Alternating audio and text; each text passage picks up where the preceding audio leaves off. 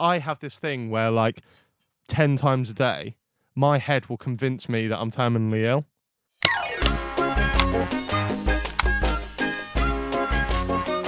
What are your views on it? Like death? Some topic here. Don't go into this because Pretty bad. Really? Yeah, so I have OCD and I Okay. have like an extreme health anxiety disorder. So Oh. I have this thing where like 10 times a day, my head will convince me that I'm terminally ill. So it's like a proper bad, like, Really? yeah, it's proper bad. So I've like opened up to Fiona loads of times when I've been smashed. But like I have these certain things in life where I can't. So for example, like me and Alf will be in the pub and there'll be like a sign and it will say like, oh, testicular cancer or something, like check for lumps or whatever. Yeah. And when I was younger, I found a lump. So it traumatized me. I remember I went to like the doctors and the hospital and that turned out to be fine. But now it's given me this like mental condition where before that I had OCD anyway. So I had a picture of my granddad on the wall. I told this on the podcast. I couldn't go to sleep at night without kissing it 13 times. 13's my lucky number. If I didn't do that, I thought I'd wake up and he'd be dead.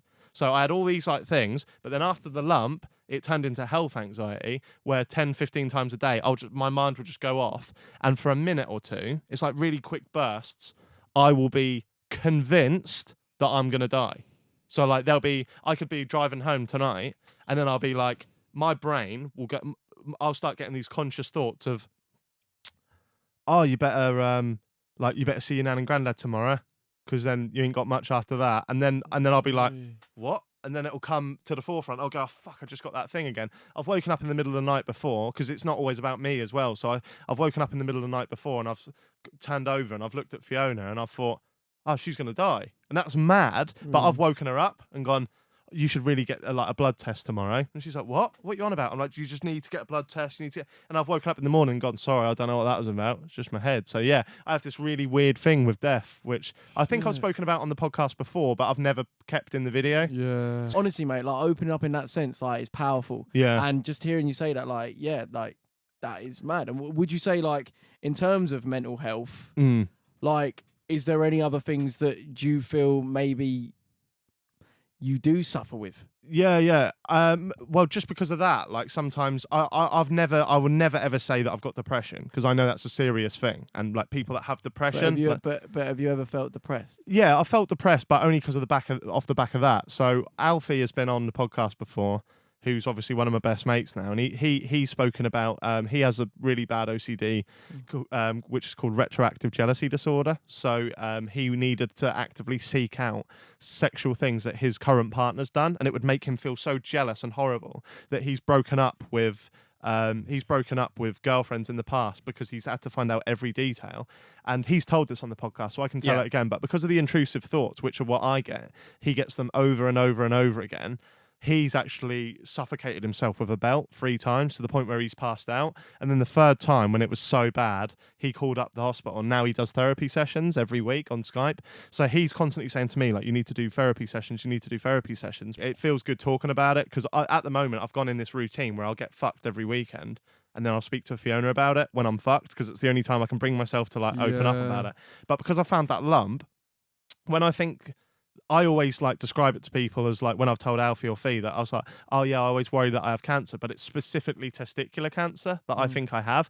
And this is mad. You probably know this, but I haven't been able to like look or touch that part of my body for about 12 years. For real? Yeah, big time. So even like sexually? Sexually, no. It's like, don't touch there. Yeah. Like you can't do it. And Fiona and like other people have said like, you need to go to the doctors and get it sorted. Because the thing is, if I went to the doctors and they said, oh, you don't have this illness, you're absolutely fine, I reckon all my troubles could go, because I could be like, well, there we go. I don't have it. In my head right now, that from the moment I found it, I've had that illness the whole time. And it's like, just like, yeah, so it's just like getting worse and worse. And that's why I'm so anti-death. So like whenever anyone talks about death, I'm like, I don't want to hear it. We had my mate Robbie Knox on the podcast. He spoke about when he found a lump, and then he went, oh yeah, you can't fuck about with that. He was like, if you get a lump down there, you got to go to the doctors. And I went all white, and I could feel myself getting a bit faint. And I was like, oh, let's just change the subject. So yeah, it's mad. Fair but enough, yeah, if there is anyone out there that's suffering with health anxiety, then I'm with you. I'm with you on that one, and it is pretty shit, yeah. But it's weird because there was that trigger.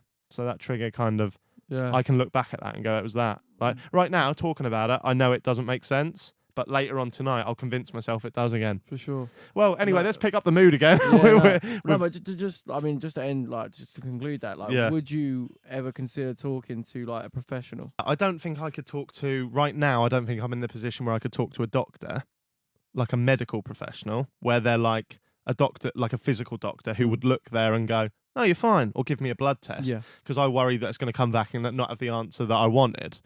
But I think I would speak to a therapist about it and go, why do I have this constant thought in my head? Although I feel like their answer is just speak to a doctor and then you'll be fine. But I can't. I don't reckon it'd just be speak to a doctor. No. But like speaking for me, like obviously I had different like, you know, issues. But speaking to that Believe in Bruce guy, I don't know if you've seen. But like obviously he's helped me so much, and I was so like there's nothing a therapist can do or anyone else can do that I haven't already thought of myself. Yeah. Like that's how I used to always think. But so yeah, you'd recommend one? Mate, without a doubt, bruv. Really? Like that, if you think about it, do you want to look back and go that side that ate me up like in my brain for a long like so much of my life? Like, do I want to look back and say, oh, I didn't even try to like do something about it? Or knowing that realistically, like if we're realistic and logical, there is probably a way that can help you deal with it better. Yeah. Like, what? Yeah. It's true, Just, you know what I mean? And it does take, and that's the thing, like when it's something like that, it's like often what you want to do is just fucking don't think about it. Yeah. Don't fucking think about it. But the only way to make that progress is to go head on and go, right, we're going to address this. We're going to fucking deal with this because I need to, because I want to live a happy life. Yeah. Do you know what I mean? And that's what I had to do with my depression. And it's still a daily battle. I'm not cured of depression. I'm not cured of anxiety. It's still a daily thing that I have to, you know. Do you have days where you think about it less or you feel better, or is it just a constant level? Yeah, so basically, like, if I'm doing things, i.e. this morning, paragliding, coming up here and filming, I'm fine, I'm class. If anything, I feel like I got my shit together. Yeah. But obviously living alone and spending a lot of time on my own, yeah, man, it can come in big time. Like I got addicted to caffeine because it was like a sense of you have caffeine, you're up, you're high, you're hyped. Boom, smash a gym workout, do all of that. And I'd feel all right. Boom, another coffee, pre-workout. But recently, like that got to a point where it caused me so much angst and stress that fucked me as well. Like I would have come here and on the way here been like so almost like terrified. Really? Like that's where from having so much caffeine, that's what it would have done. Wow. Whereas like instead, like now that I've been like I'm clean, like yeah, like I'm calm, like I'm all right. Yeah.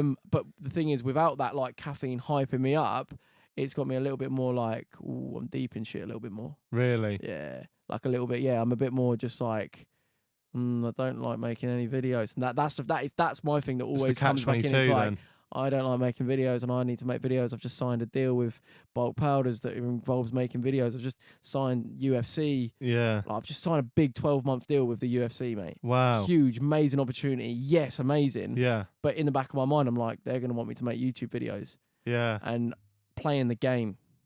Fuck. And it's just like, oh, shit. Yeah. And it's like, how do I... You might not feel up for it one day. Well, it's not even just like feeling up for it one day. It's like it's just knowing that like, I don't really like. I'm not passionate about making YouTube vids, so it's like now I'm signed into it. Wow. What do you do? I know we went on to that silly shit, but what do you do? That was silly, bro. That wasn't silly. That's good shit. Yeah. Like honestly, like talking about that is like it's good. What does Weller do day to day when you're not making YouTube videos? Like you live on your own, so what are you doing? Workout, exercise, cycle, gym. Constantly. Like mate, like yeah. It's when I'm sitting about. That I start to like feel like a dosser, become a dosser. Yeah. Scrolling through Instagram, that's the killer as well. Just scrolling through social media, toxic as hell. So yeah, that's why I keep myself busy, like exercising. Do you go out at the weekends? Do you drink? Yeah. We smash it. Yeah. And that's been, that is good. But at the same time, like the hangover, and all of that, that can then lead you to feeling even more deep about things. Yeah. And yeah, It's weird. It's It is weird, yeah. We're in similar situations, I think, mate, to be fair.